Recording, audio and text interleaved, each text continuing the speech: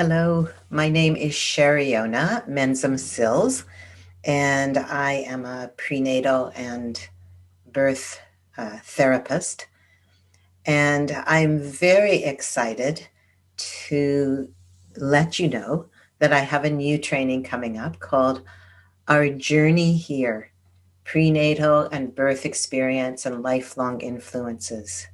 And it's an experiential training for practitioners. And so during the training, I'll be presenting material, and then we'll spend a lot of time exploring it in various ways. And I have to say, pre and perinatal psychology and therapy has been my passion since the early 90s, and I began practicing uh, that kind of therapy back then. It kind of just evolved, and then I got a lot of training in it, which was really part of my own healing, which I see as the most important uh, piece in being able to recognize and meet very early pre and perinatal material arising with your clients.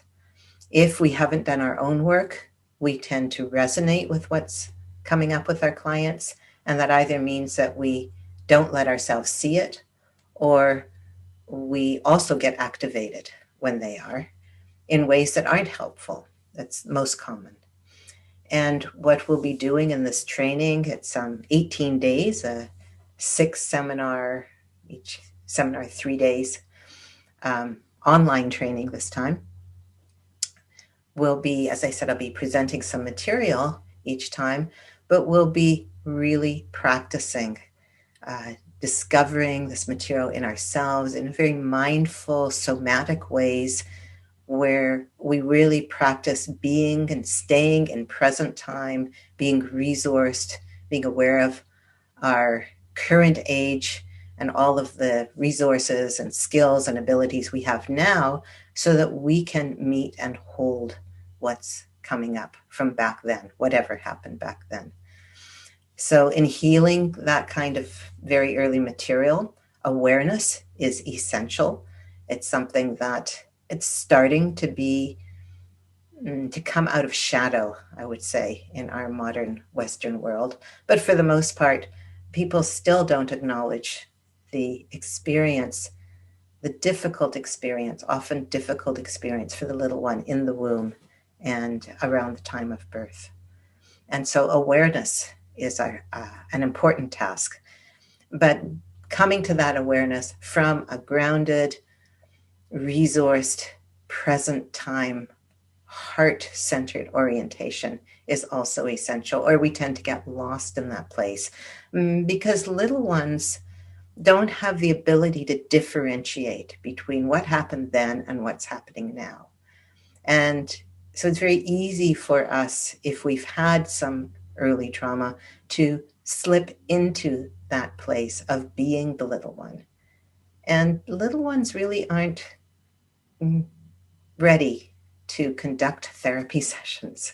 You know, some of us had to do that. I was a prenatal therapist. I had to take care of my mother and my father, for that matter, and my brother when I was in the womb. So, you know, I started early, and a lot of us drawn to this work did.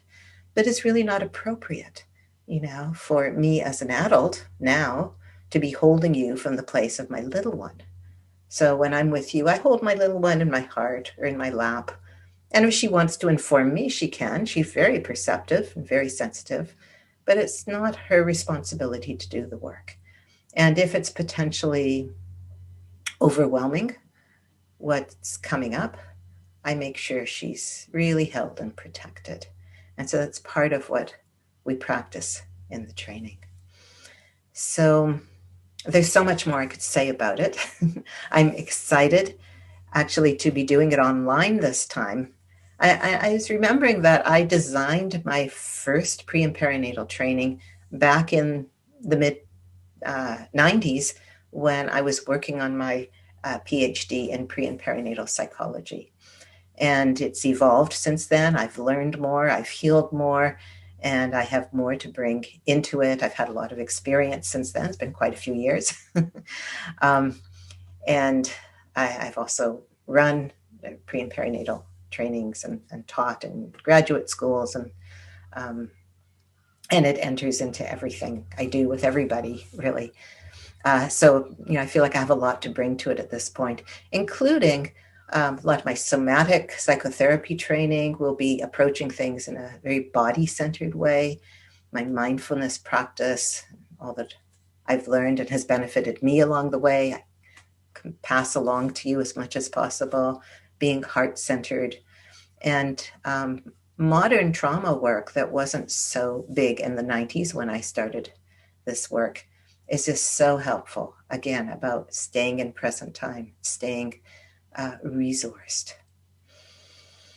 So I'd like to just offer you a few minutes before we part for now of something a bit more experiential. So I'd like to invite you to just let yourself be aware of what's happening inside you as you're hearing me talk about this. I notice I'm taking a breath, and I invite you also to just pause and let yourself be with what's inside you. That may be your breath, maybe a sense of some sensations. Perhaps you have a sense of your feet on the ground, your seat can be helpful. Perhaps there's a sense of some excitement or trepidation. Just letting yourself be curious. Noticing how it is to be with that.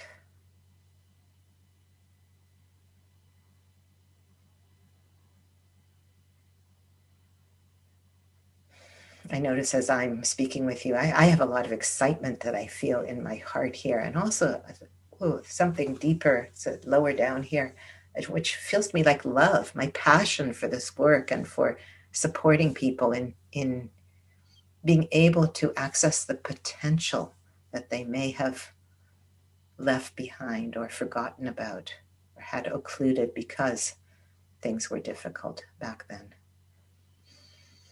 Again, notice how it is to hear those words from me. Potential.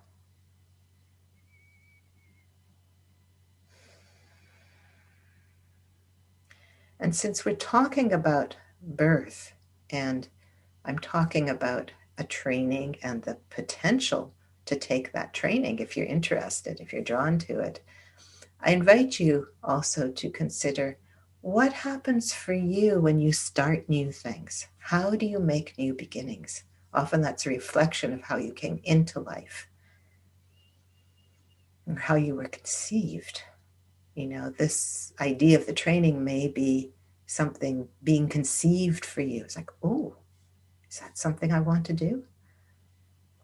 And there may be some excitement around that. There may be some fear. There may be some withdrawal. There may be some thoughts like, ooh, could I do that? Can I afford that? Am I good enough to do that? Notice what comes up for you. All of those kinds of thoughts, feelings, and beliefs, like, oh, I'm not good enough. I can't do things. Or I need to do this in order to be a better person. All of those things can relate. They don't always, but they can relate to our very early experience. Again, notice what happens with your breath and your body. Just hearing that, sitting with that.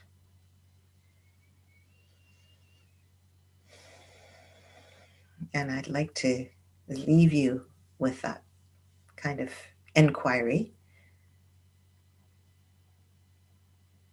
And one of the things I encourage people to do, and will also practice in the training, is to take some time, not just to think about it and listen to your body about it, which are both really important, but also maybe to do some journaling or some artwork.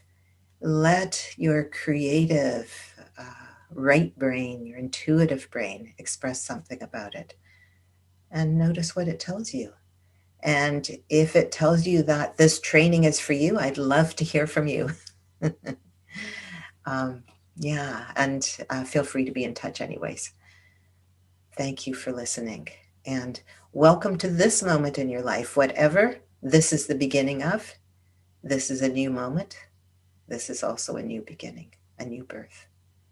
Thank you. And I look forward to perhaps seeing you soon.